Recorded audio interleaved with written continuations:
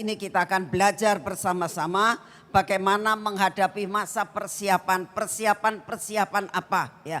Seorang yang akan melakukan suatu perjalanan dia akan bersiap-siap.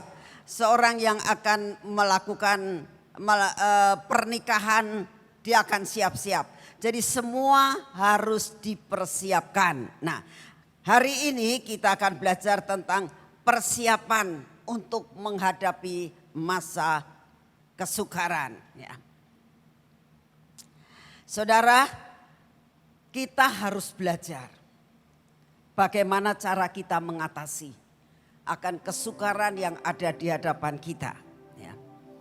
Kita harus dapat menghadapi dengan survive. Ya. Tadi pemimpin pujian mengatakan bahwa seorang ini yang mencipta lagu ini, dia menghadapi sesuatu hal yang tidak enak. Ya. Tetapi dia bisa mengatakan it is well in my soul. Ya. Nah, jadi harus ada sesuatu yang survive yang kita hadapi. Sekalipun kita tahu bahwa yang ada di hadapan kita itu tidak pernah kita harapkan. Saya beberapa hari ini banyak mendapatkan sesuatu pelajaran-pelajaran yang luar biasa, dan banyak sekali saya melihat di YouTube tentang beberapa hal tentang bagaimana kita harus survive dalam menghadapi kesukaran. Ya, di situ diceritakan waktu itu saya melihat gambar Raja Wali. Ya. Seekor Raja Wali itu dia benar-benar burung yang berbeda dengan yang lain. Ya. Burung ini selalu terbangnya tinggi. Ya. Tetapi kalau dia mau mencari mangsa, dia harus rada turun ke bawah. Gak bisa.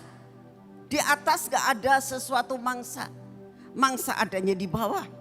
Jadi dia harus merendahkan akan cara dia terbang untuk melihat di mana yang dinamakan adanya sesuatu mangsa itu. Makanan yang empuk dalam hidupnya. Saudara, jadi burung Raja Wali itu mulai turun dan melihat-lihat akan sekitarnya.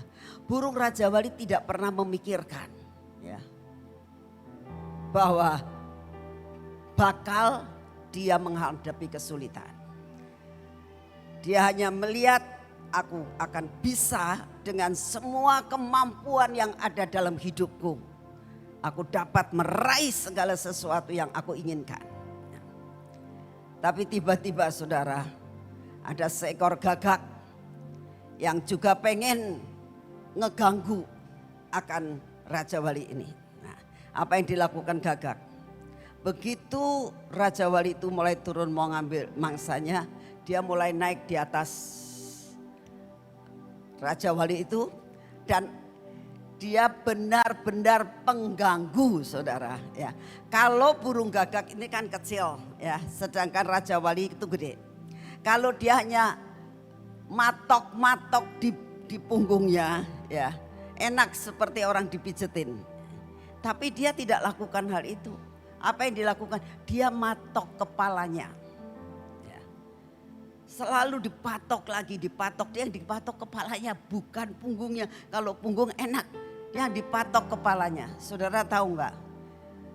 Segala kuasa kegelapan, penghalang semuanya, yang matok saudara itu di mana? Di otak saudara, di pikiran saudara.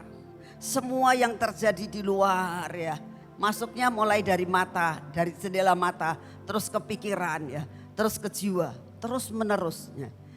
Ini suatu gambaran. Dipatok terus menerus. Apa yang harus dilakukan Raja Wali ini? Dalam menghadapi kesukaran. Yang pertama kali, roh ketenangan harus ada dalam hidup saudara. Hai jiwaku, tenanglah. Ini yang penting. Dalam menghadapi apapun, tenang dulu. Ya. Jangan gopo. Jangan merasakan ketakutan. Itu sudah kalah 50%. Ya. Tenang dulu. Kita lihat belajar dari Raja Wali. Raja Wali dia dipatok lagi kepalanya terus menerus saudara. Tapi dia tenang. Lalu dia mulai memikirkan apa yang harus dia lakukan. Kalau diperangi pasti menang Raja Wali itu. Raja Wali itu tenang. Dia gak jadi ngambil mangsa. Sudah biarin mangsa itu. Aku harus bisa mengatasi. Aku harus survive dalam gangguan ini. Lalu dia mulai naik. Dia terus naik. Tambah lama tambah tinggi. Terus dipatokin saudara. Ada gangguan, tetap ada gangguan. Dipatok lagi kepalanya. Mungkin dia sampai merasa pusing ya. Tapi dia tenang, biarin aja. Tapi begitu dia naik ke tempat yang paling lebih tinggi. Ini burung gagak mulai gak bisa. Dia sudah mulai goyah. Dia sudah tidak bisa matok lagi. Karena dia mulai merasakan, aku udah bisa napas. Aku mulai merasakan, aku udah tenang. Nah, terus dia naik sampai kepada ketinggian dan panas yang cukup tinggi. Burung itu tanpa diapa-apain saudara, dia jatuh dan binasa. Survive dalam hidup. Ya. Selalu melihat ke atas. Ada suatu pertolongan yang Tuhan siapkan buat saudara dan saya. Amin. Belajar, saudara dan saya bukan burung gagak. Saudara dan saya adalah burung Raja Wali. Ayo di dalam menghadapi apapun juga belajar survive dan terus menerus berjalan menuju kepada tujuan destiny saudara bersama dengan Tuhan. Pasti saudara mengalami suatu kemenangan saudara. Saya mau cerita sedikit. Pada tanggal 15 Juli itu adalah suatu tanggal yang gak pernah saya lupakan. Karena masa itu adalah masa di mana Tuhan memberikan sesuatu kepada saya mengenai masa kesukaran ini. Ya. Saya masih ingat hari itu adalah hari Jumat saudara. Ya. Pas pada saat itu anak-anak sedang pergi karena diundang makan. Saya bilang saya gak mau ikut, saya di rumah. Nah pada saat saya di rumah, saya di kamar, tiba-tiba 7:30 malam. Saya masih ingat itu peristiwa-peristiwa bersama dengan Tuhan itu tidak pernah saya bisa lupakan. Ya. 7:30 Tuhan ngomong, nak masuk dalam doa. Ya, ketemu dengan saya. Wah saya sudah punya feeling kalau Tuhan sudah ngomong begitu pasti ada sesuatu yang spesial. Ya.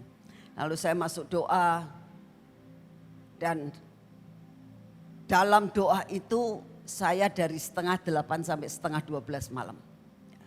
Ada di dalam hadirat Tuhan dan di situ Tuhan banyak membukakan perkara masa kesukaran saudara. Ya. Saya tidak bisa ceritakan banyak di sini mengenai masa kesukaran.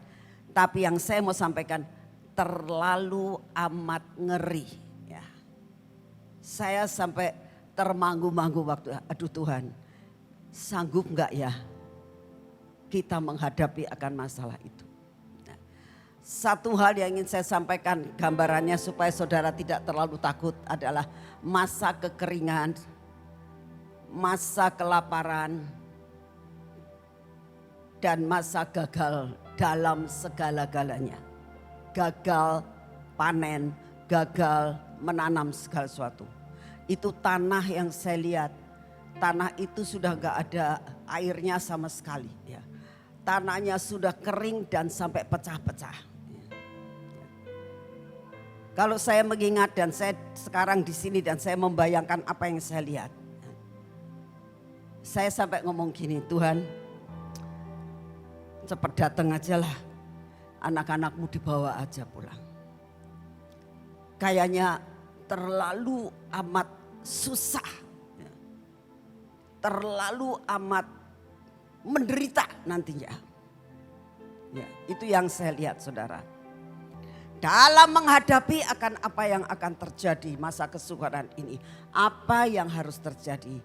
Mau tidak mau kita harus belajar dari sejarah. Ya. Jangan lupakan sejarah. Kita juga jangan melupakan sejarah dari bangsa Israel. Jangan melupakan semua terdapat di dalam Alkitab. Kita jangan melupakannya. Ya. Saudara, saat bangsa Israel keluar dari negeri Mesir, ya, mereka sudah sampai di perbatasan mau meraih akan yang dinamakan janji Tuhan, tanah perjanjian. Apa yang diperintahkan, apa pesannya, ya, apa pesannya untuk bisa menduduki? Mereka harus perang. Mereka tidak merasakan, loh kok gini ya, aku mendapatkan ini, saya kira anugerah yang luar biasa, betul anugerah. Tapi untuk mendapatkan anugerah ada bayar harganya.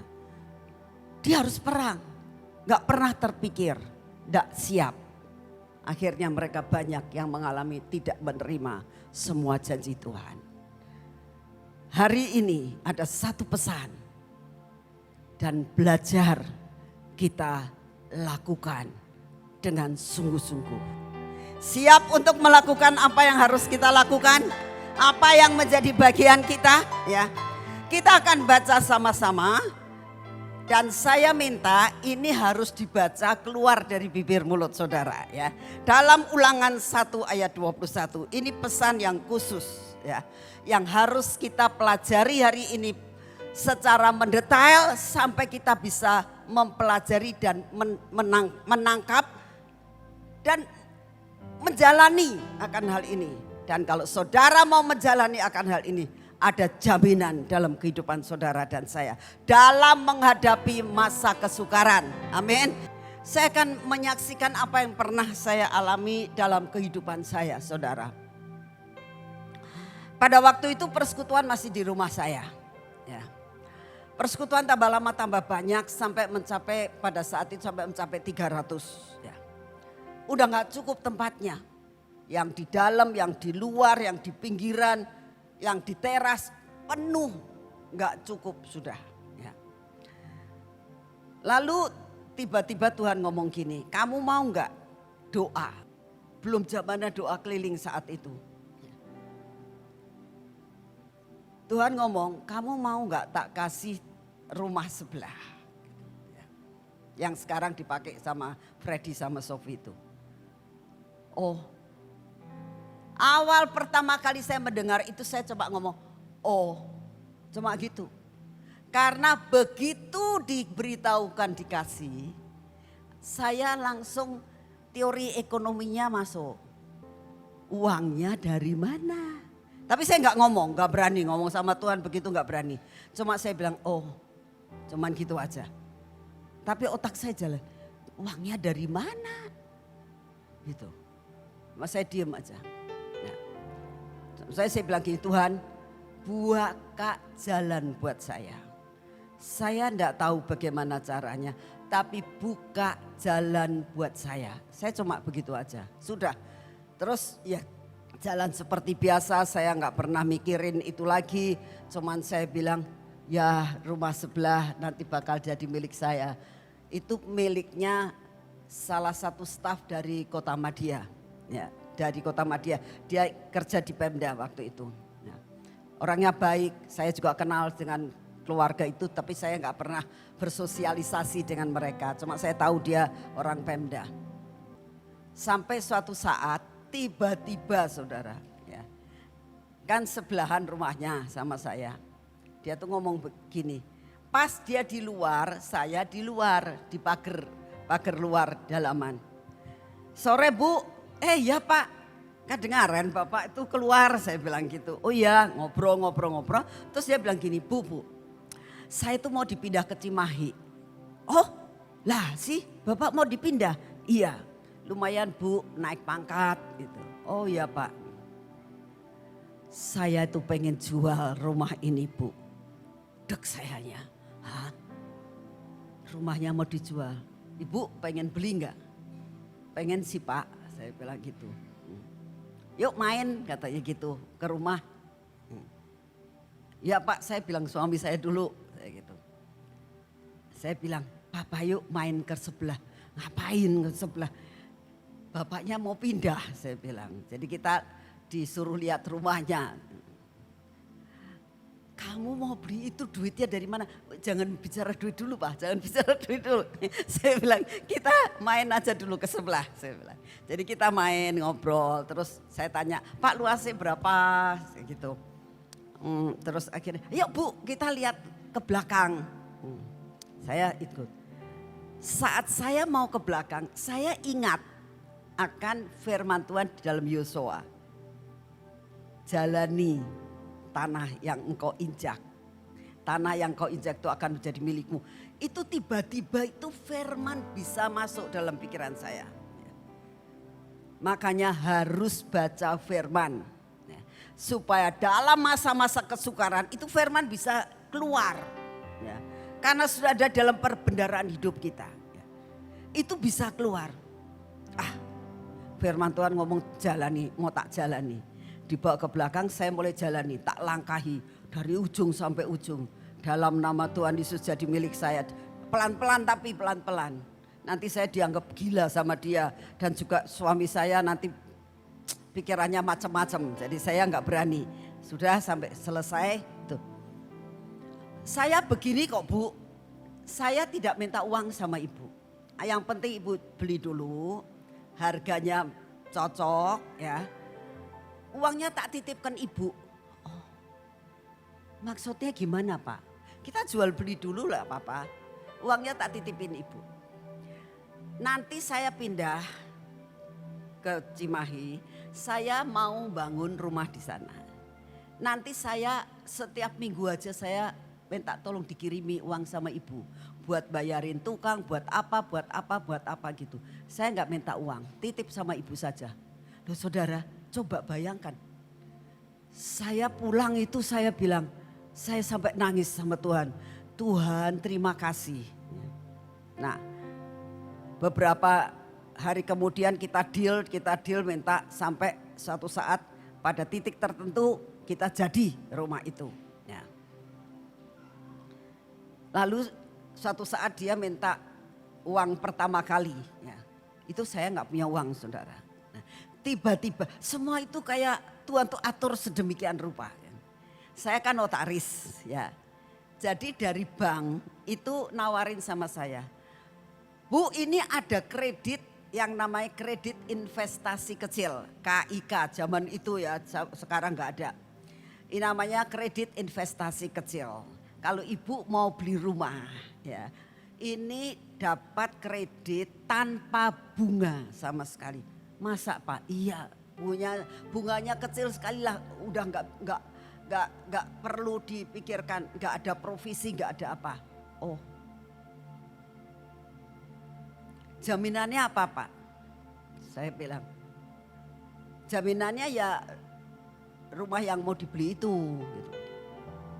Ya Pak, saya bawa dalam doa Tuhan, ini apakah ada dalam rencanamu? Saya bicara sama suami saya. Suami saya bilang, nanti bulanannya kamu bisa bayar. Ya bisalah kalau cuma segini aja sih kita bisa. Uang berdua bisa bayar. Saya bilang gitu, kamu kerja saya kerja pasti bisa bayar. Saya bilang. Terus akhirnya singkat cerita dapatlah kredit itu. Jadi saya tuh rada tenang karena ada duit di bank. Kalau dia sewaktu-waktu minta uang pasti saya kasih. Saya bilang, Pak uangnya Mas sudah butuh belum? Oh belum. Ya sudah tak taruh di bank. Ya, enggak diambil-ambil. Dia butuhnya berapa saya kirim. Sampai akhirnya habis saudara. Ya, karena apa? Tuhan selalu menyediakan yang terbaik. Kelilingi ya.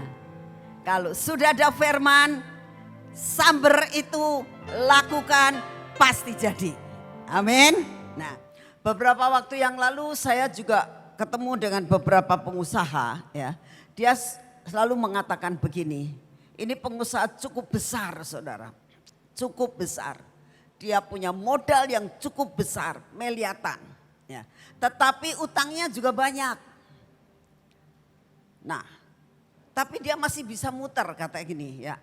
Saya sih masih cukup bisa muter untuk dapat memutarkan semuanya ini.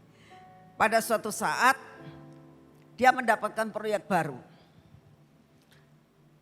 Dia dapat proyek baru, proyeknya ini miliaran juga. Dan dia harus butuh modal besar. Suatu saat ketemu di persekutuan dan dia bilang gini, Mami sebaiknya tak ambil enggak ya ini. Aku bingung itu. Ya doa, kita doa. Sebab kita enggak tahu masa yang akan datang. Saya bilang, apalagi keadaan seperti sekarang. Pada saat itu saya bilang kalkulasi dulu. Kamu jangan mengambil suatu keputusan tanpa kamu kalkulasi. Untuk saat ini sangat-sangat berbahaya. Gitu. Lalu dia mengatakan begini, memang betul. Sebab dulu modal saya, dia bilang, yang sekian miliar itu dapat sekian, sekarang separuh. Jadi modal itu harus bertambah, utang harus bertambah. Sedangkan kita mendengarkan dari Pak Dautoni tahun-tahun ini kalau bisa jangan utang bank. Masih ingat ya waktu itu ya. Jadi dia bingung sekali apa yang harus dilakukan dengan segala perkara ini. Kalau masalah begitu saya tidak bisa menjawab saudara. Saya cuma ngomong untuk perhitungan ini kamu lebih ngerti daripada Mami. Kamunya benar-benar hitung dengan benar dan teliti sebelum kamu mengambil keputusan ini. Satu, yang kedua saya bilang kamu harus minta tanda-tanda dari Tuhan. Ya. Sebab kalau mengenai masalah itu kamu tergantung dari negara. Kalau kamu dapat jatah, kalau kamu nggak dapat jatah, bagaimana? Kamu sudah kadung taken dalam hal ini. Ini memang saat ini perekonomian tidak menentu saudara, sangat-sangat tidak menentu. Dan saya bilang minta tanda-tanda yang jelas dari Tuhan. Supaya kamu jangan salah jalan. Saudara ini yang saat-saat ini saya dorong saudara. Untuk di dalam menghadapi apapun. Yang pertama harus tenang. Ya. Yang pertama harus tenang. Ya. Kamu menghadapi apapun belajar minta. Hai tenanglah jiwaku ya. Karena jiwa inilah yang membuat kita itu selalu tidak ada ketenangan ya. Menjadi masalah ketakutan luar biasa dalam menghadapi apapun ya. Jadi yang pertama kita minta kepada Tuhan roh ketenangan. Karena firman Tuhan mengatakan di dalam ketenangan di situ pasti Tuhan akan buat jalan. Itulah kekuatan kita. Ketenangan itulah kekuatan kita. Hal yang pertama kita harus minta ketenangan dari Tuhan. Nah, yang kedua saudara, apa yang harus kita lakukan? Minta tanda-tanda yang jelas dari Tuhan. Ya. Jangan sembrono di dalam mengambil suatu langkah. Ya. Harus minta tanda-tanda yang jelas. Supaya di dalam menghadapi masa kesukaran yang ada di depan kita tidak akan takut. Karena ada ketenangan dan ada tanda-tanda yang jelas dari Tuhan. Saudara, saya tadi duduk di situ saya lihat di TV yang di sini itu selalu ada singa, ada Raja Wali ya. Saya senang sekali melihat Raja Wali. Ya, kalau saya lihat betapa dia tenangnya Raja Wali itu. Ya. Betapa tenangnya Raja Wali itu dia di dalam terbang. Ya.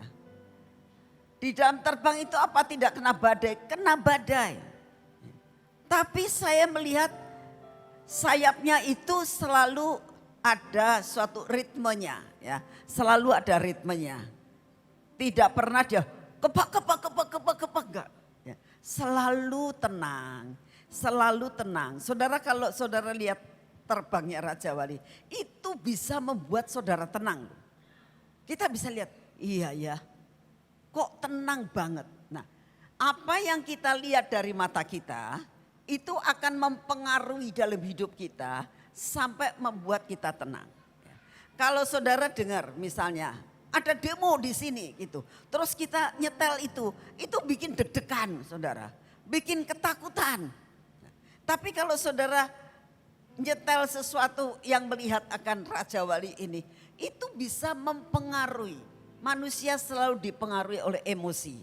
Jadi belajar kita untuk saat-saat ini dalam menghadapi masa kesukaran yang ada di depan kita, yang kita mau tidak mau akan mengalami. Ya. Sekali lagi saya sampaikan, masa kesukaran itu mau tidak mau kita akan kena dampaknya. Tergantung dari saudara dan saya. Bagaimana cara kita menanggapinya. Bagaimana kita bisa mengatasinya. Nah saudara, kalau saudara lihat Raja Wali ini, itu membuat ketenangan. Tidak ada salahnya di rumah itu kamu pasang Raja Wali, saudara. Ya. Sampai setiap kali kamu menghadapi sesuatu, kamu melihat, Raja Wali aja begitu tenang di dalam menghadapi badai. Dia dalam menghadapi akan gelombang. Itu akan membuat kita itu menjadi kuat dan menjadi tenang. Saudara, saudara dan saya bukan burung gagak. Saudara dan saya adalah burung Raja Wali. Amin. Jadi apa yang harus kita lakukan dalam keadaan mendengar apapun, belajar tetap tenang ya. Langsung terus naik, mendekatkan diri kepada Tuhan. Saat-saat ini kekuatan saudara dan saya hanya dekat Allah saja aku tenang. Ya. Hanya dekat dengan Dia, hanya kita mempunyai keintiman dengan Dia. Itu yang membuat tenang. Sebab kalau tidak kita akan khawatir dengan masa-masa yang akan datang. Tapi satu perkara yang Tuhan berikan penghiburan dan kekuatan, yaitu mengenai persoalan masa kekeringan ini. Memang ada dua hal yang saya sampaikan hari ini. Yang pertama yaitu tentang rencana Tuhan yang luar biasa atas hidup anak-anak Tuhan. Anak-anak Tuhan Raja Wali ya, yang akan tidak mengalami hal itu. Artinya begini, kita kena dampaknya tapi kita tidak terhanyut. Ya, itu yang penting. Ya. Kita kena dampaknya tapi kita tidak binasa. Ya. Tapi kena dampaknya enggak Bu? Kena. Contoh kena dampaknya. Dengan BBM naik, kita kena dampaknya enggak? Kena. Kamu enggak mau beli enggak bisa naik motor, enggak bisa naik mobil. Kena dampaknya. Oke, benar. Harga-harga naik, kena dampaknya enggak? Kena. Tapi kita masih bisa mengatasi seperti Raja Wali. Ya. Jadi sebenarnya apapun yang terjadi itu kita akan kena dampaknya. Hanya tidak akan dibiarkan kita tergeletak. Ya. Jadi saya mendapatkan ayat ini yang terdapat di dalam Ulangan pasal yang pertama ayat yang ke-21 ya. Ulangan 1 ayat 21. Ya. Yuk kita akan baca bersama-sama. Ini benar-benar merupakan suatu pegangan dalam hidup saudara dan saya. Dalam hari-hari menghadapi masa kesukaran ya. Dalam hari-hari masa kesukaran ini yang Tuhan mau menjadi pegangan dalam hidup saudara dan saya. Karena saudara dan saya ini adalah anak Tuhan. Anak Tuhan itu anak di dalam perjanjian. Jadi kita hidup dalam perjanjian yang ada dalam firman Tuhan. Dan kita harus percaya akan firman Tuhan. Ya. Kita baca dalam Ulangan 1 ayat 21. Ketahuilah Tuhan Allahmu telah menyerahkan negeri itu kepadamu. Majulah, dudukilah seperti yang difirmankan kepadamu oleh Tuhan Allah nenek moyangmu. Janganlah takut dan janganlah patah hati. Ya. Ini harus dipegang kita. Ya. Yang Tuhan mau Ulangan 1 ayat 21, ketahuilah. Jadi Tuhan itu menyadarkan kepada saudara dan saya. Nak kamu kudu ngerti. Kamu harus mengetahui bahwa Tuhan telah menyerahkan negeri ini kepadamu. Negeri ini negerinya siapa? Ya negerinya kita. Negeri apa? Ya Indonesia. Saudara ditempatkan di mana? di Indonesia. Oleh karena itu Tuhan katakan Indonesia ini diserahkan buat saudara dan saya. Amin. Indonesia diserahkan kepada saudara dan saya. Amin. Ya. Lalu Tuhan katakan, kalau aku serahkan kepadamu, apa yang harus kamu lakukan? Saudara, kalau saudara diserai sesuatu, itu apa yang harus dilakukan? Mau dibuang? Mau dibuat pajangan? Terus mau diapakan? Ya benar-benar harus dipelihara. Oleh karena itu Tuhan sangat merindukan kita selalu setiap hari berdoa buat negeri yang Tuhan berikan buat saudara dan saya. Amin. Saya percaya saudara kalau setiap kali berdoa yang nomor satu yang didoakan pasti kita sendiri minta uang, minta diberkati Tuhan, minta kekuatan, minta kesehatan. Mulai sekarang ditambahin berdoa buat bangsa dan negara. Belajar setiap hari saudara untuk berdoa ya, untuk bangsa dan negara ini. Supaya apa? Supaya diberkati. Ya. Yuk kita teruskan. Jadi apa yang pertama kali kita menghadapi masa kesukaran itu? Yang pertama, Tuhan sudah menyerahkan negeri ini kepada kita. Tuhan sudah menyerahkan negeri ini kepada kita. Jadi harus didoakan. Kenapa harus doling? Kenapa? Karena negeri ini sudah diserahkan kepada kita. Ini negara ya. Nah, tapi selain daripada negara, apa yang harus kita doakan? Ya. Apa yang menjadi milik kita? Kota kita. Kota kita ini adalah tanggung jawab saudara dan saya. Tanggung jawab saudara dan saya. Saya dari Sion, tanggung jawab saya tetap di Sion. Ya. Temanggung, tanggung jawabnya Temanggung.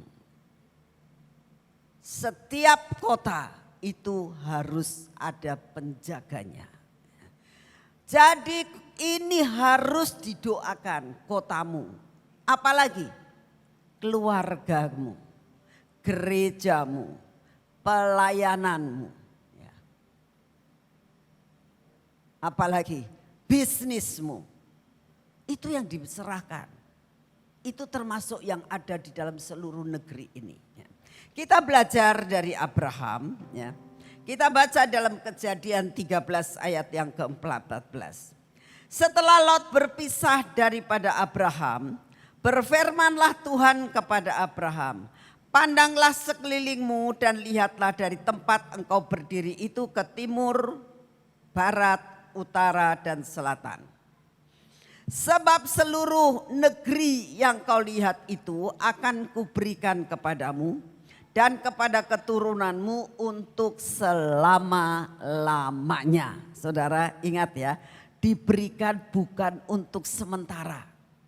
Diberikan bukan untuk berapa tahun, tapi diberikan untuk selama-lamanya. Saudara, jadi saya sangat merindukan saudara mulai melakukan tindakan profetik ya. Dengan keadaan masa-masa sekarang ini, kita katakan Tuhan, di depan saya ada masa kesukaran, tapi hidupku bukan karena kenyataan. Hidupku karena perjanjian. Engkau katakan negara ini sudah engkau serahkan buat kita. Dan apa yang dimaksudkan? Belajar seperti Abraham. Saat Abraham dijanjikan. Pada saat dia keluar dari Ur Kasdim dijanjikan. Kamu ke suatu tempat yang aku akan tunjukkan kepadamu. Akhirnya nyampe saudara. Dengan perjalanan yang cukup masalah yang dihadapi. Akhirnya nyampelah dia di Hebron pada saat itu. Nah, pada saat dia di Hebron, dia berdiri. Tiba-tiba saudara, tiba-tiba Tuhan katakan, nak kamu ada di mana? Tuhan aku ada di sini.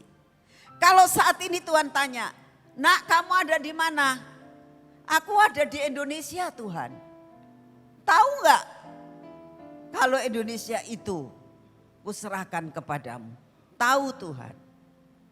Selain Indonesia, kamu ada di mana? Ada di Temanggung Tuhan. Kamu ada di mana? Ada di rumah Tuhan. Dalam rumah itu ada siapa? Ada keluarga saya. Kamu ada di mana? Saat ini aku sedang bisnis Tuhan. Kamu ada di mana? Aku sedang ada di gereja. Kamu sedang apa? Aku sedang pelayanan di gereja. Kalau Tuhan tanya, kamu ada di mana? Abraham pun dikatakan, nak kamu ada di mana? Aku sedang berdiri Tuhan di tanah Kanaan. Ingat ya, Kanaan aku berikan kepadamu. Ingat. Lalu apa yang dikatakan Tuhan? Nak, sekarang kamu lihat ke depan, ke utara. Kamu lihat ke belakang, kamu lihat ke selatan. Kamu lihat ke sebelah kirimu, sebelah barat, dan sebelah timurmu. Ya, sebelah kanan. Sepanjang matamu melihat, sejauh kamu melihat, itu semuanya akan aku berikan kepadamu. Saudara, ini janji ya, dalam masa-masa kesukaran. Saudara dan saya akan dibedakan. Ya. Jadi kita harus tahu, harus lakukan itu yang namanya tindakan profetik. Kamu ada di mana? Aku di bisnis ini Tuhan. Nah, berdirilah engkau di bisnismu. Lihat utara, selatan, barat dan timur. Tuhan akan memperluas usahamu. Kamu sedang di mana? Sedang di dalam rumah. Bersama dengan keluargaku. Tuhan akan katakan, Tuhan akan memperluas kebahagiaanmu. Tuhan akan memperluas sepanjang yang kau rindukan di dalam keluargamu. Buat Tuhan itu perkara kecil saudara. Untuk melakukan hal ini. Hidup saudara berdasarkan perjanjian. Bukan berdasarkan kenyataan. Sebab kalau berdasarkan kenyataan, apalagi masa-masa seperti sekarang, sangat-sangat menakutkan. Nah, ini yang dilakukan. Lalu apa yang dikatakan di sini? Dan aku akan menjadikan keturunanmu seperti debu tanah banyaknya. Sehingga jika seandainya ada yang dapat menghitung debu tanah, keturunanmu pun akan dapat dihitung juga. Ayat 17. Bersiaplah jalani negeri itu menurut panjang dan lebarnya, sebab kepadamulah akan kuberikan negeri itu. Ya. Harus dijalani. Ya. Apa yang dijalani? Dikelilingi. Ya. Kita harus doling tentang usaha kita. Ya. Saya cerita tentang pengusaha yang tadi saya ceritakan ini. Ya. Jadi bagaimana apa yang harus aku lakukan? Pertama kali saya bilang, kamu tempat yang dimana kamu mau usaha toko kantormu itu didolingi. Terus kamu yang mau melakukan kerjasama dengan orang itu yang mau ngasih proyek didolingi. Ayo dan katakan, Tuhan akan mengembangkan usahaku. Saudara, selesai semuanya, kira-kira 2 minggu lagi dia ketemu saya lagi. Sudah dilakukan, pokoknya tindakan profetik semua sudah dilakukan. Lalu dia ngomong gini sama saya, Mami, aku mau mundur, dia bilang. Sebab itu butuhkan sekian puluh miliar, ratusan miliar. Aku ndak kuat, ndak bisa, dan aku tidak punya backup. Aku ndak mau kalau misalnya utang lagi dan sebagainya. Sudah terlalu banyak, modalnya terlalu banyak. Rasanya aku mau mundur. Saya bilang gini, kamu pending dulu. Ya. Jangan cepet-cepet kamunya kalah. Kamu pending dulu. Wis, jangan dijawab dulu, tenang dulu. Kamu gak usah jawab, ya. Tapi kamu gak usah mutusin. Tunggu waktu Tuhan. Kamu harus tunggu waktu Tuhan. Ya, akhirnya sebulan kemudian dia ditanyain sama pemimpin itu. Bagaimana jawabannya? Pak, saya tidak sanggup. Terpaksa dia harus ngomong karena dia diminta jawaban. Pak, saya tidak sanggup. Bapak cari yang lain saja. Saya tidak sanggup. Karena apa? Keuangan saya tidak mencukupi. Modal saya enggak cukup, Pak. Selesai. Terus dia ketemu saya lagi. Dia katakan, saya sudah ditanya, ya terpaksa saya jawab. Dia bilang gitu, ya sudah. Saudara, tapi apa yang terjadi? 2 minggu kemudiannya lagi, dia disuruh datang ke kantor itu untuk ketemu sama direktur yang tertinggi. Karena yang dari Jakarta datang. Ditanya, kesukaran ibu apa? Sebab saya percaya penuh dengan kerjanya ibu. Kita sudah jadi rekanan lama. Saya sudah percaya. Kenapa ibu gak mau terima? Pak, bukannya apa-apa. Saya gak sanggup. Menyediakan apa yang Bapak minta, saya tidak sanggup. Yang pertama saya tidak sanggup. Yang kedua, saya tidak punya modal. Saudara, ini pimpinannya bisa merasakan ini orang jujur banget. Ya, ngomong terus terang. Biasanya orang kalau udah dapat proyek besar, tidak mikir apa-apa, antem ambil saja. Tapi ini benar-benar akhirnya saudara tahu tetap diberikan kepada dia. Dengan cara yang sangat mudah. Dengan cara yang sangat ditolong sama pimpinan itu. Dia akhirnya datang ngomong, Mami proyek tetap jatuh ke saya. Saya bilang puji Tuhan. Tapi berat banget, dia bilang berat banget apa yang harus saya kerjakan. Saya bilang kalau engkau ya sudah diberikan, terus apa yang harus saya lakukan? Minta kapasitas ditambah, saya bilang gitu. Ayo kita berdoa, minta kapasitasmu ditambah. Buat Tuhan itu perkara kecil untuk memperbesar kapasitasmu. Dan mulai saat ini saya ajar dia, ayo dalam bisnis kamu minta kapasitasmu ditambah. Saudara, untuk saat-saat yang seperti ini, yang tidak bisa, Tuhan sanggup membuat saudara bisa melakukan segala sesuatu. Yang penting belajar seperti Abraham. Abraham mungkin mikirin Tuhan, anak aja aku gak punya. Saat ini Abraham belum punya anak loh. Janji untuk anak aja belum dikasih. Ya. Bertahun-tahun belum jadi kenyataan. Saat ini ditambah lagi. Suruh lihat ke depan, ke belakang, kanan dan kiri. Gimana? Tapi Abraham adalah bapak orang beriman. Dia minta kapasitas yang ditambah. Dalam pelayanan minta kapasitasmu ditambah. Kita harus minta kapasitas ditambah untuk saat-saat ini. Yang tidak bisa kita minta, Tuhan seperti Abraham. Belum punya anak pun dia tetap, waduh jatahku besar banget ya. Aku suruh melihat ke depan, belakang, kanan dan kiri. Aku enggak takut pokoknya.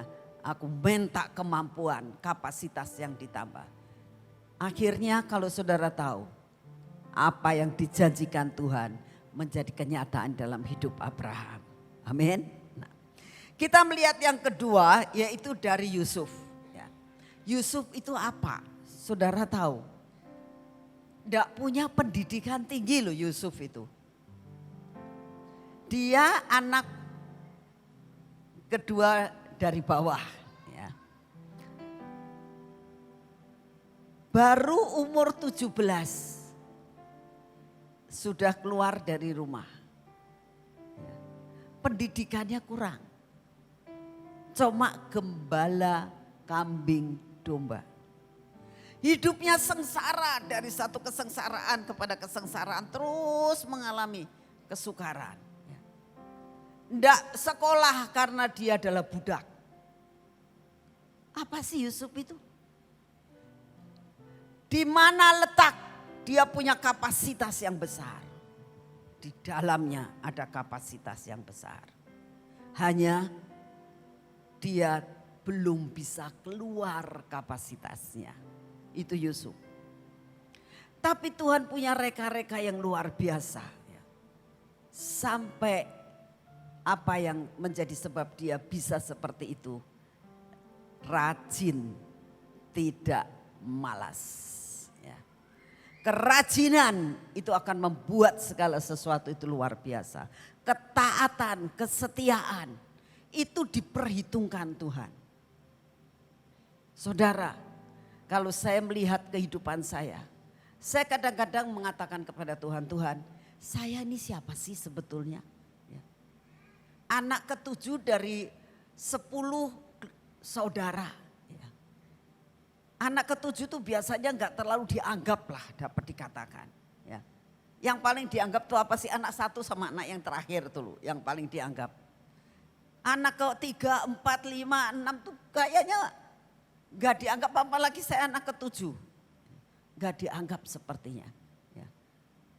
Enggak dianggap, itu namanya enggak dilihat sebelah mata pun tidak. Ya. Tapi kalau Tuhan bawa saya sampai saat ini, saya merasakan itu semua karena kapasitas yang ditambah oleh Tuhan. Saya dulunya takut saudara untuk bicara, untuk khotbah, takut menghadapi banyak orang takut. Dan saya orangnya tidak mau peduli dengan orang lain. Tapi begitu saat ini Tuhan kasih anak banyak sekali. Tuhan kasih pelayanan, kok bisa? Kapasitas yang ditambah. Yang penting mau dalam hidup saudara dan saya. Demikian juga yang terjadi dalam kehidupan yang dialami oleh Yusuf. Yusuf itu sudah tidak dianggap. Apalagi dia narapidana. Sudah nggak ada nilainya. Sudah budak, narapidana lagi. Sudah tidak ada hak sama sekali. Tapi kenapa Yusuf bisa diangkat seperti itu? Kapasitas ditambah. Inilah yang dinamakan pembalikan keadaan. Dari budak menjadi seorang pangeran. Saudara, kalau kita lihat apa yang dialami Yusuf. Kita lihat dalam Kejadian 41 ayat 40. Engkaulah menjadi kuasa atas istanaku. Saudara, tidak gampang loh budak jadi penguasa. Karena apa? Ada roh Allah di dalam diri Yusuf. Dia punya pengetahuan, hikmat melebihi dari yang lain. Saudara, hikmat itu dari mana? Kepandaian, pengetahuan itu dari mana? Dari Tuhan saudara. Orang bodoh pun Tuhan sanggup untuk membuat menjadi pandai. Saya kalau melihat cucu-cucu saya itu merasa gini, aduh nak kamu tuh kok pinter banget gitu ya. Oma dulu itu waktu kecil cukup bodoh. Saya gak punya cita-cita saudara, sungguh. Cita-cita saya hanyalah, ya saya nanti jadi istri gitu, jadi istrinya orang saja. Masa sih saya gak dikasih makan gitu. Gak punya cita-cita jadi hamba Tuhan. Gak punya cita-cita segala macam. Tapi saya mau belajar taat dengan apa yang Tuhan inginkan. Dengan berjalannya waktu, Tuhan membawa saya dari satu tempat ke tempat yang lain. Dari satu masa ke masa yang lain. Tuhan didik sedemikian rupa. Sampai saya katakan, Tuhan, rasanya gak layak aku tuh bisa menerima segala sesuatu ini. Saya yakin Yusuf pun merasakan hal yang sama. Waduh, kok tiba-tiba dikatakan engkau menjadi kuasa atas istanaku. Menjadi kuasa atas istana. Wow, istana itu adalah suatu kedudukan yang tertinggi dari suatu negara. Dia jadi kuasanya. Ya, nomor 2 sesudah Firaun. Luar biasa banget saudara. Kok bisa Tuhan sanggup untuk melakukan semuanya. Dalam menghadapi masa kesukaran yang saat ini kita mau tidak mau akan hadapi saudara. Percayalah. Yang penting dekatkan dirimu kepada Tuhan. Hadapi segala sesuatu dengan ketenangan. Pasti Tuhan akan buat jalan buat hidupmu. Tidak usah takut. Tidak usah takut. Sekalipun kamu akan menghadapi hal itu. Tuhan pasti buka jalan. Amin. Kita lihat di sini. Engkaulah yang menjadi kuasa atas istanaku dan kepada perintahmu. Kepada perintahmu dikatakan seluruh rakyatku akan taat. Hanya tahta inilah kelebihanku daripadamu. Bayangkan saudara, luar biasa. Selanjutnya Firaun berkata kepada Yusuf, dengan ini aku melantik engkau menjadi kuasa atas seluruh tanah Mesir. Sesudah itu Firaun menanggalkan cincin meterainya dari jarinya dan mengenakan pada jari Yusuf. Saudara, Tuhan kalau mengangkat saudara, tongkat otoritas akan diberikan kepada saudara. Ada otoritas ilahi yang membuat semuanya orang akan respect dengan saudara. Percaya dalam menghadapi apapun bersama dengan Tuhan kau akan dapat melakukan perkara yang ajaib. Amin. Sesudah itu Firaun menanggalkan cincin meterai dari jarinya dan mengenakan pada Yusuf. Dipakaikannya kepada Yusuf pakaian dan pada kain halus dan digantung kalung emas pada lehernya. Lalu Firaun menyuruh menaikkan Yusuf dalam keretanya yang kedua dan berserulah orang di hadapan Yusuf. Hormat! Demikian yang Yusuf dilantik oleh Firaun menjadi kuasa atas seluruh tanah Mesir. Berkatalah Firaun kepada Yusuf, akulah Firaun, tetapi dengan tidak setaumu seorang pun tidak boleh bergerak di seluruh tanah Mesir. Kekuasaannya luar biasa. Yusuf berumur 30 tahun ketika ia menghadap Firaun, raja Mesir itu. Perhatikan ayat ini. Maka pergilah Yusuf dari depan Firaun, lalu dikelilinginya seluruh tanah Mesir. Saudara, sekali lagi saya mau sampaikan kepada saudara. Ya. Yusuf rajin. Yusuf tidak pernah menunda apa yang diperintahkan. Ini kunci. Ya. Belajar saudara. Apa yang Tuhan perintahkan, cepat lakukan. Jangan menunda-nunda.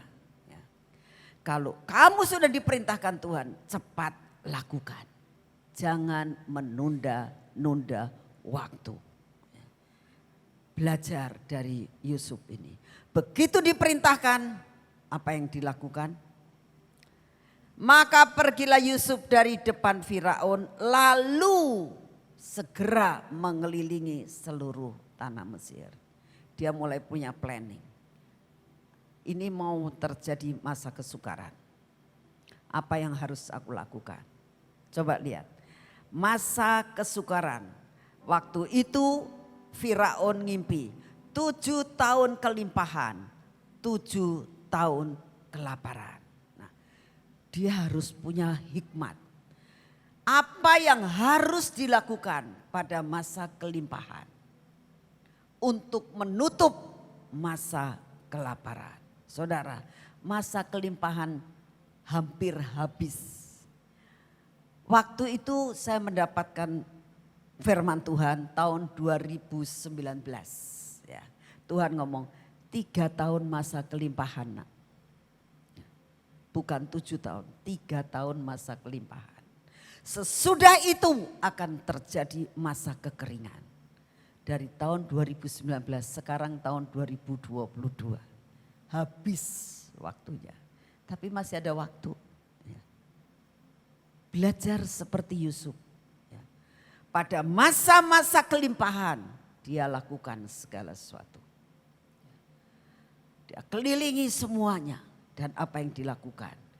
Dia mulai menimbun bahan-bahan yang diperlukan.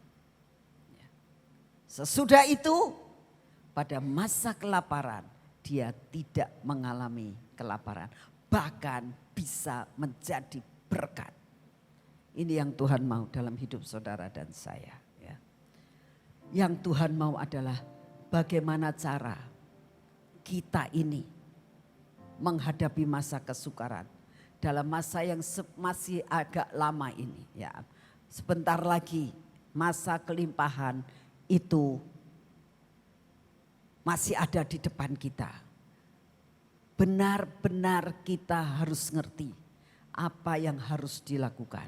Ya. Kalau kita melihat akan yang lain-lain, ya, hamba-hamba Tuhan yang lain, mereka sudah melakukan pertanian, ya. Bahkan negara kita saja. Kemarin saya ketemu dengan seorang yang dari Sulawesi, ya, saya dari Sulawesi. Ada anak rohani yang ada di Sulawesi, ya. Dia ngomong gini, "Mam, tahu nggak? Sekarang pemerintah diwajibkan untuk menanam padi dan mengelola akan tanah-tanah. Satu departemen 5 hektar paling sedikit." Oh ya, ya. Siapa yang merintahkan? Pemerintah. Saudara, pemerintah kita ini sudah sampai seperti itu loh. Ya. Sudah memerintahkan provinsi-provinsi untuk melakukan hal itu. Terus saya bilang, ya kamu, ya ini kita lagi doa. Apa yang harus kita lakukan? Wajib saudara untuk saat-saat ini. Belajar seperti Yusuf. Melihat apa yang Tuhan mau. Ya. Dan kita harus ambil itu semuanya. Sampai rencana Tuhan pada masa kesukaran saudara dan saya tidak kekurangan. Belajar seperti Yusuf. Pertama kali apa?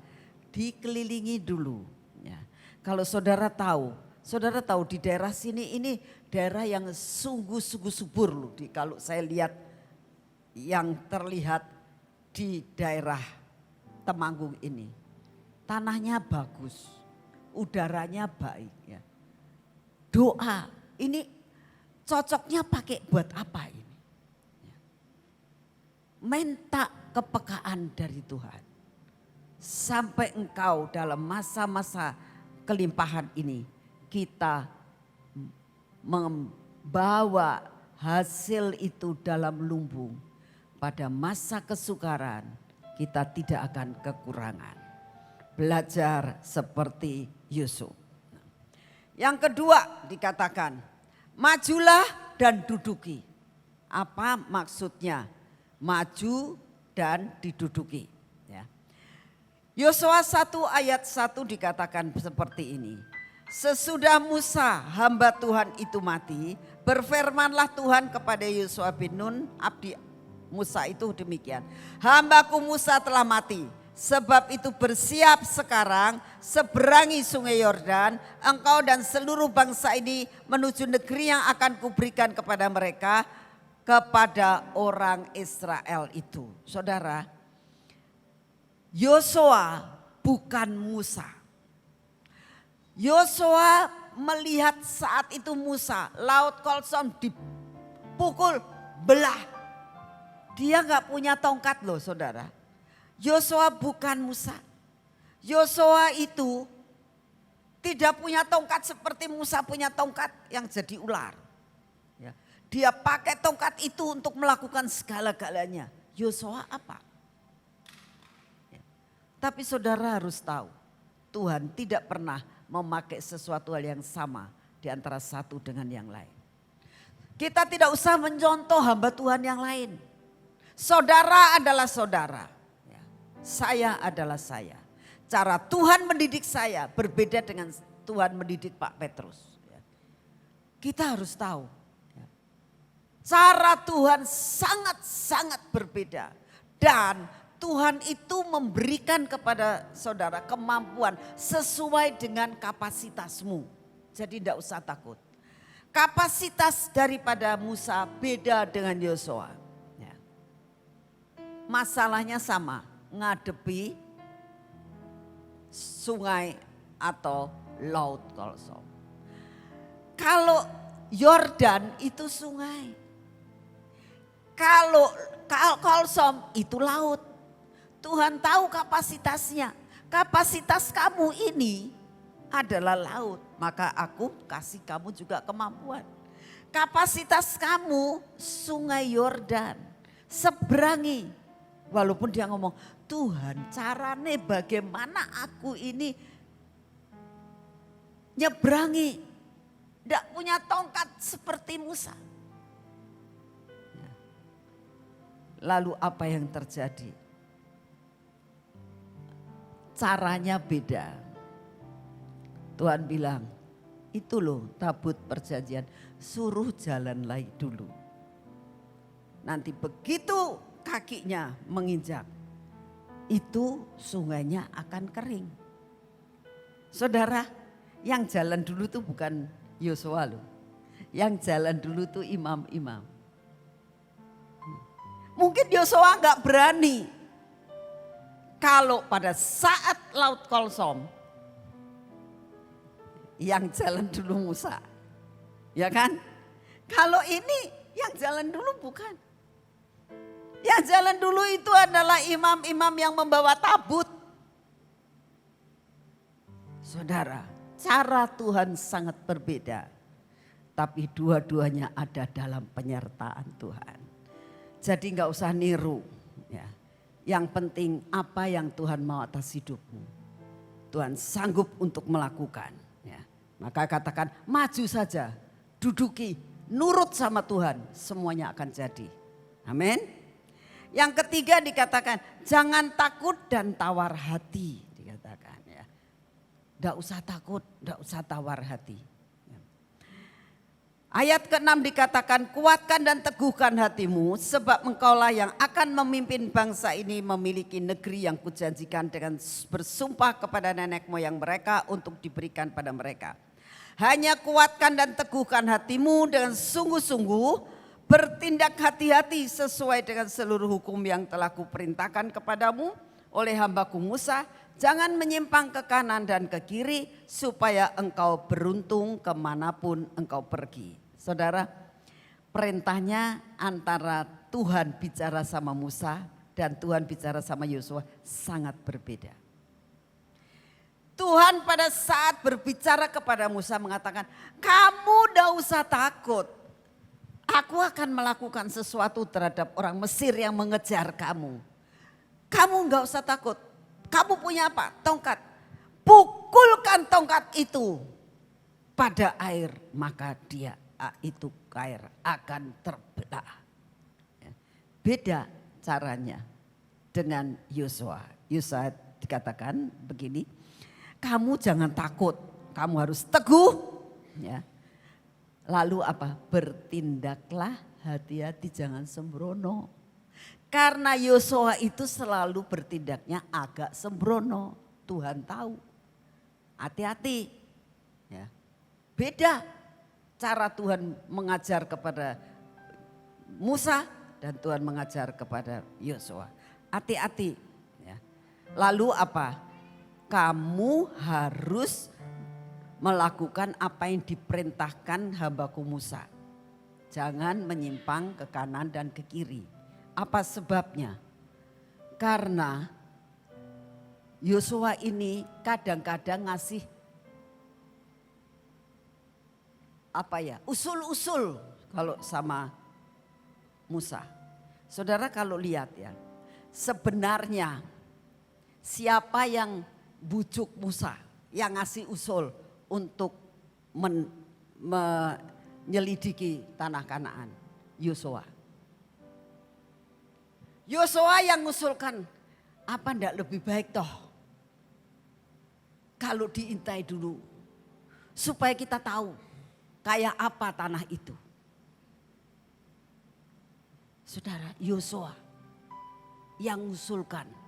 Itu kita lihat di dalam Ulangan juga ada. Katakan, dengan usulnya kamu, Musa katakan, aku memilih akan pemimpin-pemimpin untuk melihat dan menyelidiki tanah perjanjian itu.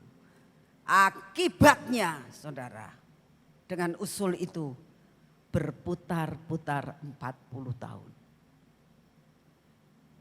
Ya, Tuhan tahu. Sekarang kan hati-hati, kamu kalau ngomong hati-hati. Kamu bukan Musa. Bertindaklah hati-hati. Sesuai dengan seluruh hukum yang telah kuperintahkan kepadamu oleh hambaku Musa. Jangan nyimpang ke kanan dan ke kiri. Kenapa dikasih tahu jangan nyimpang ke kanan dan ke kiri? Karena dia suka ngasih usul-usul. Sehingga membuat Musanya rada belok dikit. Mengakibatkan dia berputar-putar 40 tahun. Ini sudah sampai di perbatasan. Saudara, belajar dan belajar dan belajar. Sekali lagi, cara Tuhan mendidik Musa berbeda dengan cara Tuhan mendidik Yosua. Jadi percayalah, tiap-tiap anak-anak Tuhan yang saat ini ada dan yang streaming pada saat ini, cara Tuhan mendidik kamu tuh berbeda. Disesuaikan dengan kapasitas kita. Jadi enggak usah takut. Saudara enggak usah ngomong begini, aku sih enggak bisa seperti Pak Petrus. Aku enggak bisa seperti Ibu Iin. Aku enggak bisa seperti Ibu Nani. Enggak dituntut saudara. Tidak dituntut seperti itu. Kamu adalah kamu. Antara kamu dengan Tuhan. Dan Tuhan akan mengajar kita. Masing-masing sesuai dengan kemampuan kita. Amin. Ya. Jadi kita dikatakan lagi sekali lagi, jangan menyimpang ke kanan dan ke kiri, jangan patah semangat, ya saudara. Patah semangat itu yang membuat kemalasan timbul dalam hidup saudara dan saya. Dan kemalasan adalah suatu senjata iblis untuk menggagalkan destinimu dalam hidupmu. Ingat ya. Sekali lagi saya mau sampaikan ya. Patah semangat membuat saudara dan saya menjadi malas. Saudara, saya pernah mengalami dalam kehidupan saya yang namanya patah semangat, saudara. Pada suatu saat saya selesai sarjana hukum. Tuhan itu menyuruh saya masuk notariat. Saya tuh sebenarnya tidak tahu kalau maaf kata ya, notaris itu gampang cari duit. Saya nggak tahu karena memang saya orangnya juga tidak terlalu mengejar kekayaan. Ya. Jadi saya tidak terlalu bersemangat terus terang untuk jadi notaris. Tapi Tuhan ngomong, nak kamu harus sekolah lagi, kamu harus jadi notaris. Aku punya rencana atas hidupmu. Ya sudah, aku cuma nurut ya. Sebenarnya saya nggak tahu notaris itu apa, saudara. Nah, saya baru tahu pada saat saya magang. Ya. Saya ikut sebagai daftar dan saya diterima di Universitas Pajajaran dan saya masuk, itu saja. Nah, dalam menghadapi akan pelajaran-pelajaran, saya tetap bisa mengikuti pelajaran itu. Suatu saat saya harus magang, saudara. Saya magang di salah satu notaris yang terkenal di Bandung. Saya diberi kesempatan buat boleh ketemu klien, boleh duduk di tempat kantornya, di ruangan notaris sekalian mau bicara-bicara sama kliennya. Dari situ saya bilang, notaris itu kok banyak duitnya ya? Itu saya baru tahu, saudara. Karena orang tuh bayarnya tuh besar-besar gitu. Saya pikir notaris, pantesan notarisku kaya ya dalam hati saya. Tapi itu tidak menggiurkan saya untuk cepat-cepat jadi notaris, saudara. Tapi semangat mulai timbul, iya ya wis lah saya maulah jadi notaris gitu. Ada semangat, pertama kali semangatnya luar biasa ya. Dengan melihat akan masa depan daripada notaris. Nah, tapi di tengah jalan, itu namanya sekolah notaris itu susah saudara, sungguh. Sekolah notaris itu susah banget. Saya patah semangat. Saya patah semangat, saya ngomong sama Tuhan, Tuhan aku gak mau sekolah di sini lagi. Susah, kayaknya mungkin saya sudah bodoh. Susah, karena apa? 4 kali saya fail. Ya. Saya menghadapi dosen yang sungguh sangat-sangat killer. Ya. Dan dia sepertinya tidak mau disaingi. Ini notaris juga ya, dosen saya. Dia tidak mau disaingi. Kalau bisa semua muridnya tidak boleh jadi notaris untuk nyaingin dia. Ya saya nggak tahu kenapa. Jadi tidak ada murid-muridnya yang 2 kali atau 3 kali bisa lulus. Minimal 4 kali sampai ada yang 10 kali. Nah, saya 4 kali saja itu saya sudah angkat tangan. Saya sudah nggak mau. Patah semangat. Saya sampai bilang begini, Tuhan saya nggak mau kok sekolah ini. Nggak mau sayanya. Berkali-kali saya bilang saya nggak mau, saya mau keluar, saya mau keluar. Yang terakhir saya bilang sama calon suami saya bilang gini, saya ini mau keluar, saya bilang gitu, nggak mau nerusin sekolah. Nah suami saya ini orangnya diem ya, nggak marah, nggak apa, cuma dia ngomong begini, kamu ini ya jadi orang. Misalnya orang tuh tinggal selangkah kamu itu sudah selesai. Ya. Kamu kan mata pelajaran semua tuh sudah lulus tinggal 1 kan. Jadi tinggal selangkah. Kenapa kamu gagal? Saya itu suami saya ngomong, calon suami saya waktu itu yang ngomong gitu. Saya bisa curiga luar biasa sama suami saya. Ya. Saya bisa marah besar. Harusnya pikir saya, kamu mbok ya, oh ya wis gitu loh pengennya saya gitu ya. Kan namanya juga masih pacaran. Jadi apa yang diinginkan itu dituruti gitu, pengen saya dituruti. Tapi dia ngomong gitu, marah besar. Saya bilang begini, oh aku tahu. Berarti saya bilang, kamu pengen meres saya ya gitu coba saudara. Kamu pengen meres saya supaya saya kerja cari duit bantuin kamu ya gitu. Dia sampai melongo. Kiono anak perempuan kok kayak gini, kayak singa beneran gitu. Bener, saya marah besar gitu. Dia tuh diem aja. Saya mau tanya, kamu itu mau jadikan saya istri atau kamu mau jadikan saya ini pekerja kamu gitu. Dia tuh melongo sampai, ini anak kok keras banget gitu. Tapi dia diem. Yang kedua saya mau tanya, kalau saya jadi istri kamu, kamu kasih makan enggak? Gitu, saudara coba. Sampai saya kamu suruh kerja, supaya saya cari makan sendiri. Pantas tah kamu mau ngambil saya sebagai istri, kalau kamu tuh seperti itu. Loh untung loh suami saya tuh keras. Saya marah-marah gitu tuh bisa diem. Kayaknya kalau dia marah putus bener. Itu dia diem aja. Nggak ngomong nggak apa. Ya. Saya justru ditinggal. Wes kamu tenang saja aku pulang. Saudara itu di edukos saya. Dia bilang percuma ngomong sama orang kayak saya gitu. Pikirnya dia mungkin ya.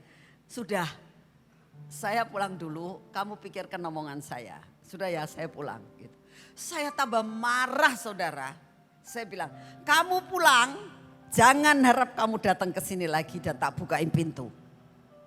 Saudara. Tapi dia tetap pulang. Tetap pulang dia. Sudah biarin. Saya dari dia pulang saya tambah nangis saudara. Tuhan aku tidak punya pengharapan. Mau berharap kepada siapa? Calon suami saya tidak bisa diharapkan. Saya gitu ya. Saya tidak dibela. Saya benar-benar kecewa Tuhan. Sudahlah tidak pacar-pacaran.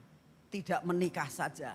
Saya mau kerja buat engkau. Loh sungguh saudara kerasnya hati saya tuh. Saya mau kerja buat Tuhan. Saya gak mau sekolah. Saya mau pelayanan saja. Kan lebih enak kan? Engkau milih saya atau bagaimana Tuhan? Pilih saya untuk menjadi hambamu. Saya mau nurut. Tidak dijawab sama Tuhan saudara. Itu kekerasan hidup saya. Apa sebabnya? Patah semangat, malas untuk mengulang pelajaran itu lagi. Sudah 4 kali, malas saya, malas betul. Ya. Jadi singkat cerita, seminggu dia nggak datang. Takut sih, nggak dibukain pintu, seminggu nggak datang. Saya juga nggak. Zaman itu kan tulis surat, nggak ada pakai handphone, nggak ada handphone kan. Jadi nggak bisa kita telepon-teleponan nggak bisa. Memang di rumah ada telepon di indokos saya, tapi di indokos dia saya nggak tahu ada telepon atau enggak. Jadi pokoknya nggak bisa. Seminggu itu kan Sabtu ya, terus Minggu saya tidak mau dijemput. Saya bilang saya mau ke gereja sendiri, kamu tidak bisa jemput. Nah, jadi gereja sendiri-sendiri, saya ke gereja di sini, dia ke gereja di sana. Dia nggak berani benar-benar. Seminggu kan sampai Sabtu, biasanya Sabtu dia apel, nggak apel saudara. Nah, Minggu ketemu saya di sekolah minggu, karena dia guru sekolah minggu, saya sekolah minggu. Kamu kok datang? Saya bilang, saya ngajar. Ya gitu, karena dia pas memang ngajar saudara. Sekolah minggu kan bukan punya kamu katanya gitu. Saya ngajar ya saya datang gitu. Saya diem aja gitu. Sudah selesai, jadi habis sekolah minggu itu selesai, terus dia bilang, jadi mau ke gereja barengan atau kamu mau gereja sendiri-sendiri, kata gitu. Saya diem, sudah rada luluh sayanya. Oh ya dia baik ya, masih mau tugas di gereja gitu. Sekalipun marah-marahan tapi dia tetap tugas sebagai guru sekolah minggu dilakukan. Terus saya bilang, saya mau gereja di sini aja, saya nggak mau gereja jauh. Saya bilang, ya udah nggak apa-apa. Jadi akhirnya ke gereja yang dekat gitu. Saya boleh ikut enggak? Ya sayanya kan enggak enak ya. Ya boleh kamu mau ikut di gereja di sini gitu. Itu yang mengakibatkan selesai hati saya mulai tenang. Terus dia bilang begini, kamu sudah mikirin apa yang saya pikirkan? Sudah, saya bilang. Jadi kamu mau terusin apa tidak? Saya mau karena Tuhan bukan karena kamu. Kerasnya saudara saya, Tuhan yang ngomong apa sama kamu? Ya saya disuruh terus sekolah, jadi kamu mau nggak? Mau, bagus gitu. Jadi akhirnya saya mendapatkan semangat kembali karena saya dapat firman Tuhan. Firman Tuhan mengatakan, nah teruskan sekolahmu. Ya. Kamu tinggal selangkah seperti yang dikatakan itu. Ya. Kamu akan kecewa. Kalau kamu tidak menurut, belajar, taat dan nurut sama Tuhan.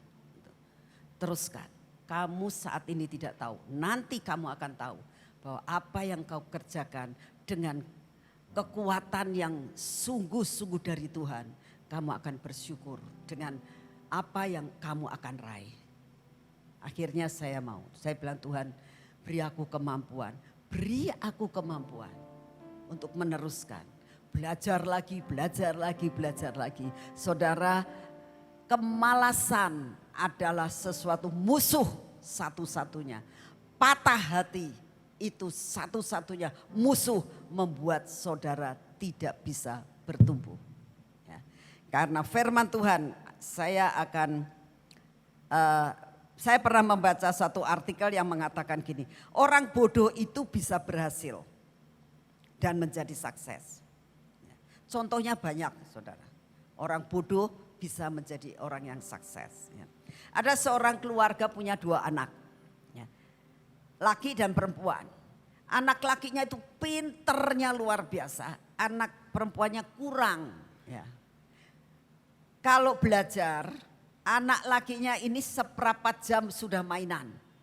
Anak perempuannya 1 jam belum selesai. Ya. Mama papanya tahu ini anak memang dibandingin sama kokonya beda. Ya. Tapi sekarang saudara, kokonya ini gak bisa apa-apa. Artinya sekolahnya cepat naik sampai sudah lulus ya. Tapi tidak dapat kerjaan. Ya. Tapi anak perempuannya dia lulus, di hire di perusahaan-perusahaan mana-mana. Karena apa? Dia pintar sekali, yang dulunya kurang pintar. Kokohnya pintar tapi untuk sendiri gak bisa kerja. Saudara, jadi orang pintar belum tentu bisa sukses. Tapi orang yang rajin itu bisa menjadi orang yang sukses. Kerajinan itu yang sangat penting. Ya. Kita lihat sama sekali dari apa yang kita lihat saat ini. Dikatakan orang cacat itu bisa berhasil menjadi sukses. Ya. Tapi orang malas, tidak ada orang malas bisa menjadi orang kaya. Ya. Lepaskan dirimu dari kemalasan. Kalau kita lihat dalam Amsal 6 ayat 6. Hai pemalas, pergi kepada semut, perhatikan lakunya dan jadilah bijak. Saya berdoa saudara, mari kita lepaskan diri daripada kemalasan. Ya. Lepaskan dirimu daripada patah semangat. Ya. Teruskan, apalagi masa kesukaran ini. Perlu yang namanya hidup di dalam keintiman, nurut sama Tuhan. Maka saudara akan mengalami perkara yang ajaib. Dan mengalami seperti Raja Wali terbang tinggi dan tidak akan tergoyahkan. Mari kita berdoa.